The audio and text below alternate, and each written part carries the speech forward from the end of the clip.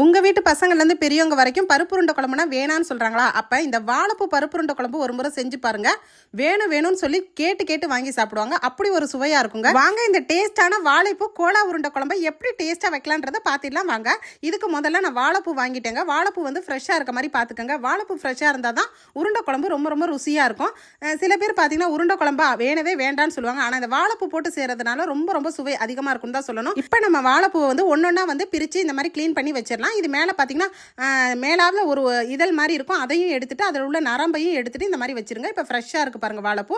இது அப்படியே இருக்கட்டும். இப்போ நம்ம வந்து முதல்ல வந்து கடலைப்பருப்பை ஊற போட்டுட்டு அப்புறம் நம்ம வாழைப்பூவை கட் பண்ணலாம். கடலைப்பருப்பு பார்த்தீங்கன்னா கரெக்டாக ஒரு 100 கிராம் கடலைப்பருப்பு நான் ஊற போட்டிருக்கிறேன். இது பார்த்தீங்கன்னா 2 மணி நேரம் தாராளமாக ஊறணுங்க.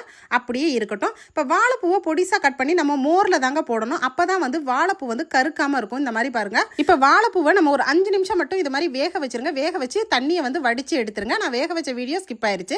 இப்போ நமக்கு வந்து கடலைப்பருப்பு 2 மணி நேரம் ஊறின பருப்பு வந்து 100 கிராம் பருப்பை வந்து இதை போட்டுக்கோங்க. 3 காய்ந்த மிளகாயும் 1 ஸ்பூன் வந்து சோம்பும் ஒரு 4-5 பூண்டு பற்களையும் போட்டுக்கோங்க.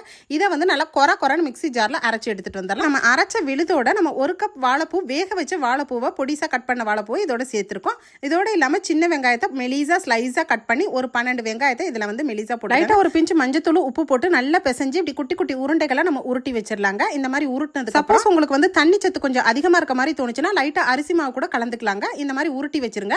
இல்லாட்டி அப்படியே உருட்டி வச்சிருங்க. இப்போ ஸ்டவ் ஆன் பண்ணிவிட்டு ரொம்ப சுவையான வாழைப்பூ உருண்டை குழம்பு எப்படி செய்யலான்னு பார்த்துலாம். இப்போ குக்கிங் ஆயில் 3 ஸ்பூன் சேர்த்துக்கோங்க. 3 ஸ்பூன் நல்லெண்ணெய் இருந்தால் கூட தாராளமாக சேர்த்துக்கலாம். கொஞ்சம் சோம்பு, 1 ஸ்பூன் வந்து மிளகு, 1 ஸ்பூன் கடுகு உளுந்தம் பருப்பு சேர்த்துக்கலாம். இது வெடிச்சதுக்கப்புறம் ஃப்ரெஷ்ஷான கருவேப்பிலை போட்டுக்கலாம். பூண்டு ஒரு 10 பூண்டு வந்து நீல வாக்கில் கட் பண்ணி போட்டுக்கோங்க. இப்போ சின்ன வெங்காயம் பெரிய வெங்காயம் கலந்து சேர்த்துக்கலாம். இது வந்து வெங்காயம் வந்து உங்களுக்கு வந்து சின்ன வெங்காயமே போட்டால் கூட ரொம்பவே டேஸ்ட்டாக தாங்க இருக்கும். இது வெங்காயம் நல்லா ஓவரால் வதங்கட்டும். வதங்கினதுக்கப்புறம் ஒரு 3 தக்காளி பழங்களை இதோட நம்ம ஆட் பண்ணிக்கலாம். இது எல்லாத்தையும் நல்லா மசிய வேகட்டும். இப்போ 1 ஸ்பூன் வந்து தனி மிளகாய் தூள் சேர்த்துக்கலாம். 3 ஸ்பூன் வந்து குழம்பு மிளகாய் தூள் சேர்த்துக்கலாம்.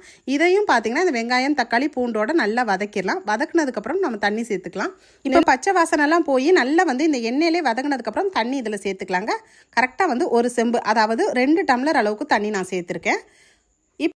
இப்போ இதோட லைட்டாக கொதி வரும்போது நம்ம வந்து புளி கரைசலை வந்து சேர்த்துக்கலாங்க. கரெக்டாக ஒரு எலுமிச்சை அளவு, சின்ன எலுமிச்சம்பழ அளவுக்கு புளியை வந்து இதில் சேர்த்துக்காங்க. அதிகமாக புளிப்பு சேர்த்துறாதீங்க. மறுபடியும் வந்து 1 டம்ளர் தண்ணி சேர்த்துக்கலாம். நம்ம மொத்தம் வந்து 3 டம்ளர் தண்ணி சேர்த்துருக்கோம். இப்போ நல்லா கொதி வந்தோடனே தேவையான அளவு உப்பு சேர்த்துக்கலாங்க. உப்பு சேர்த்ததுக்கப்புறம் ஒரு அரை மூடி வந்து தேங்காயும் சோம்பும் கொஞ்சம் அரைச்சி ஊற்றுனீங்கன்னா ரொம்ப ரொம்ப டேஸ்ட் அதிகமாக இருக்கும். இது ஃபைனலாக வந்து அரைச்சி ஊற்றி நல்லா கொதி வரட்டும். இப்போவே நல்லா கமகமன் வாசனையாக இருக்குங்க. கடைசியாக நம்ம வந்து கொத்தமல்லி தலைகளை இந்த மாதிரி தூவிட்டு இப்போ உருண்டைகளை வந்து நம்ம இதில் போட ஆரம்பிச்சிடலாம். கொஞ்சம் அடுப்பை வந்து லோ ஃப்ளேமில் வச்சுட்டு அந்த கோலா உருண்டை, அதாவது நம்ம உருட்டி வச்சிருக்கோம் பார்த்தீங்களா வாழைப்பூ உருண்டையை வந்து அப்படியே ஒவ்வொன்றா வந்து இதில் வந்து தனித்தனியாக இப்படி வச்சுருங்க.